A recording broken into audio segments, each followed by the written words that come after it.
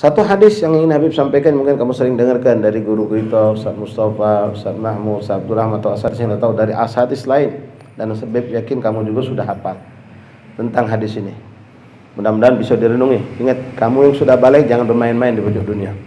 Tanggung jawab kamu pasti ada, sudah di hadapan Allah. Rasul mengatakan, "Idza mata ibna Adama inqata 'amalu illa min thalath." Kalau seorang anak Adam meninggal dunia, maka terputus segala amal ibadahnya kecuali 3 perkara. Shadaqatin jariyah, au ilmun yantafi' bih, aw waladin salih yad'ulah. Maaf sekali lagi, dengar, tanamkan di hati kamu. Kematian tidak nunggu tua. Kamu yang masih bujang boleh jadi dimatikan Allah. Kamu yang baru kawin boleh jadi dimatikan Allah. Kamu yang masih punya anak kecil-kecil boleh jadi dimatikan Allah. Nah, Rasul menyampaikan 3 perkara ini, ikhwan. Coba tanyakan diri kamu masing-masing, sudah punya belum 3 kok ini?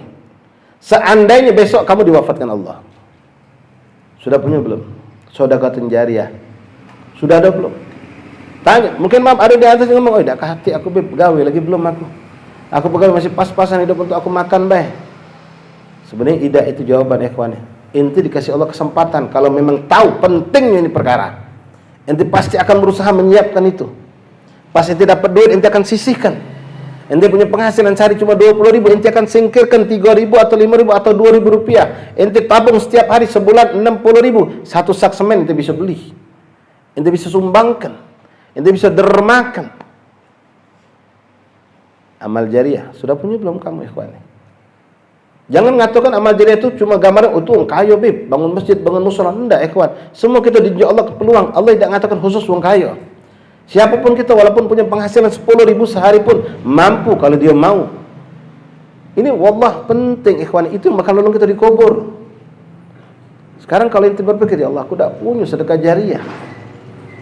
Kalaupun punya, maaf, jangan dulu kita ngerasa aman, nyaman, tenang. Tanyakan, duit yang kau sumbangkan duit halal atau bukan? Kalau itu bukan duit yang halal, duit yang syubhat, apalagi duit yang haram, jangan bersenang-senang dulu, kau pasti menangis di alam kubur. Tidak ada itu nilai di sisi Allah. Kemudian kalaupun ikhlas, kalaupun itu duit halal, masih dituntut lagi keikhlasan kita dalam bersedekah. Yang kedua, ikhwani, kalau itu kata kamu belum punya, bib, yang kedua tanya, punya belum?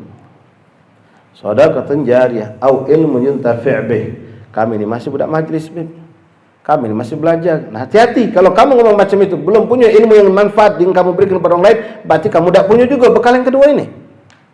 Padahal wallah ikhwani, kalau kamu meninggal besok, nangis kamu di kuburan. Allah tidak mengatakan nunggu kamu jadi ustad baru kamu ceramah, baru kamu memberikan ilmu, tidak. Berapa ilmu sudah kamu dapatkan dari guru-guru kita? Bagaimana cara berwuduk yang benar, istinja yang benar, bagaimana ini, bagaimana itu sampaikan kepada mereka yang tidak hadir di majelis. Teman kamu yang di pasar, teman kamu kuliah, teman kamu kerja, teman kamu di sekolah. Kamu perhatikan mereka. Mereka saudara muslim. Ente perhatikan sekali-sekali, ajak mereka, yuk kita sholat. Oh, paksa suruh mereka. Ente perhatikan wuduknya benar belum? Boleh jadi wuduk mereka jauh dari makna benar, ikhwani. Kamu sudah paham, bertahun-tahun duduk di majelis, bukan di majelis yang kita ada di sini, di mana tempat, bahkan sebagian ikhwan datang ke majelis Habib, Ustaz Fulan, sampaikan ilmu itu. Coba-coba duduk sama mereka, dengarkan Fatihah mereka benar atau belum. Kamu ini pastikan Fatihah kamu benar, karena Fatihah kalau salah dalam salat tidak sah salat kita. Inilah pentingnya belajar di majelis. Belajar bagaimana istinja, bagaimana mandi wajib, bagaimana salat yang benar, bagaimana ucapan tahiyat yang benar.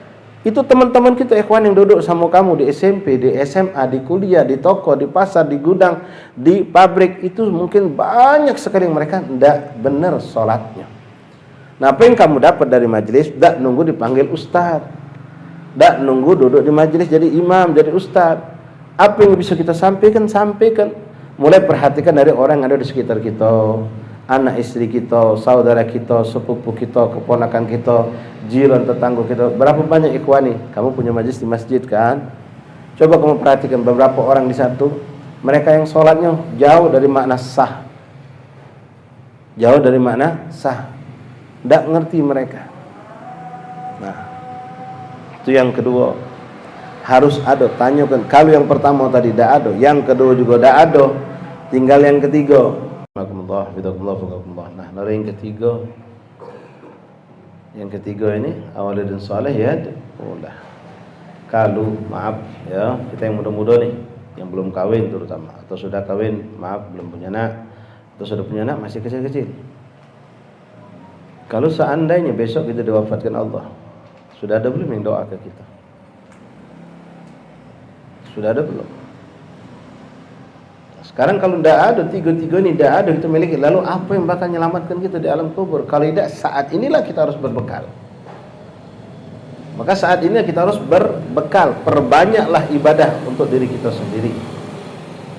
Perbanyaklah ibadah yang benar, tapi ya, kalau ibadah tanpa ilmu merugi. Kalau sekedar rugi tidak dapat pahala, lemah ya kawan.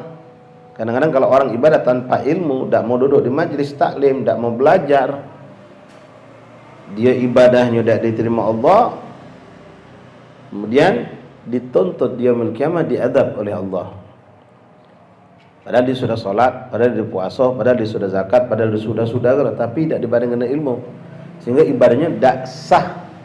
Maka dia yang kau sudah sholat, ternyata dia di sisi Allah tidak pernah sholat. Dia yaumul kiamah, orang yang tidak pernah sholat, apa yang diberikan Allah? Azab. Dia mengeluarkan zakat, tapi salah caranya, diazab. Rugi di dunia, rugi di akhirat. Na'udzubillah min dzalik. Nah, ma'asyiral syabab, adik-adik yang kita masih mudah-mudahan ya Rabb dipanjangkan umur Allah, ya, diberikan Allah umur yang panjang. Manfaatkan masa muda kamu untuk semangat menggali ilmu, duduk dengan asatidz, duduk di majlis, dan amalkan. Itu yang terpenting. Amalkan dan berusaha membagi. Kan banyak jalan, lewat medsos bisa berbagi ilmu. Apa yang kamu dengar daripada ceramah-ceramah asatidz kita, guru kita, tapi yang benar, ya. Ngedit kadang-kadang motong ceramah ustadz, salah potong, akhirnya jadi fitnah malah. Benar-benar hati-hati, sebarkan nasihat-nasihat guru atau kita dapatkan dari ceramah asatidz yang lain, yang indah, yang kita yakin ini bermanfaat untuk teman kita, share. Mudah-mudahan menjadi amal jariyahnya kita.